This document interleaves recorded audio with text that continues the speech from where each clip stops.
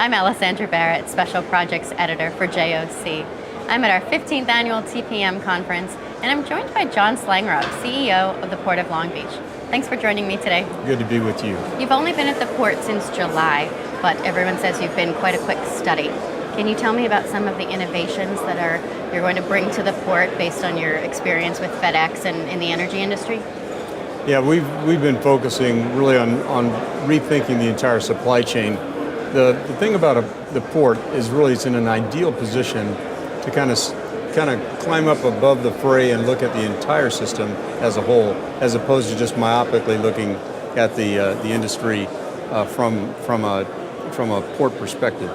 Our view is that the supply chain is really quite fractured.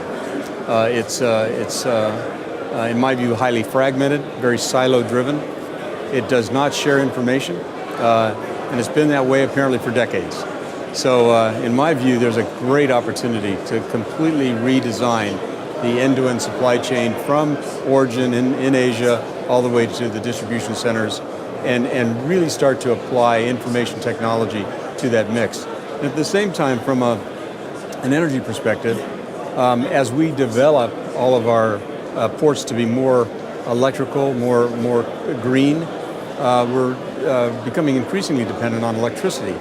And since we've achieved so much with reduction of air emissions by switching over to electricity, it only makes sense for us to begin to focus on building our own energy generation capability with it throughout the port. So that's what we're doing. We call it Energy Island, and it's going to be a very, very revolutionary change in the way we manage our own future in terms of energy. Can you tell me a little bit more about how would that work? Yeah, it's really a highly distributed generation system, which would basically use windmills and solar power and fuel cells to self-generate power throughout our terminal operations and provide that energy both to the grid, but more importantly be able, in case of a catastrophic event, we could isolate the entire terminal operations from a grid outage and therefore continue to operate.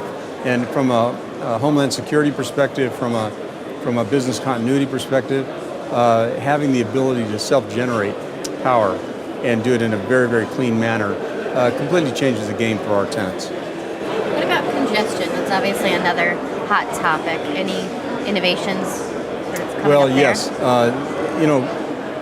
A lot of people want to blame the labor situation for the last round of congestion, and indeed it played a part.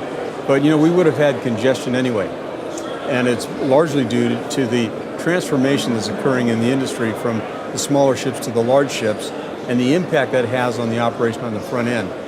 Simple things like blocking and stowing containers properly aboard a vessel at origin, and then bringing it across and being able to quickly move it through the system has been compromised because of multiple ocean carriers sharing a single vessel and then them loading those containers aboard the vessel in more of a random fashion. And that has impacted the origin or the destination port in a very serious way. And it's had a ripple effect through the whole thing. So I think congestion can be solved a number of ways.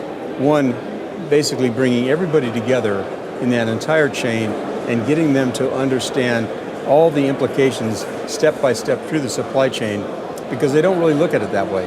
They look at it from their perspective and not from the entire perspective. So we're focused on that. The great thing too is last week we had the FMC allow both the Port of Los Angeles and Long Beach to actually come together and be able to work together on common solutions for the San Pedro Bay complex, which bodes very well for the entire industry because we have a tremendous amount of resources to apply to these end-to-end solutions. So we're excited about that. We think congestion is unnecessary. We think we can solve it. We have resources to do so, and we're going to apply many, many innovations over the course of the next couple of months to make sure that this year is very different than last year.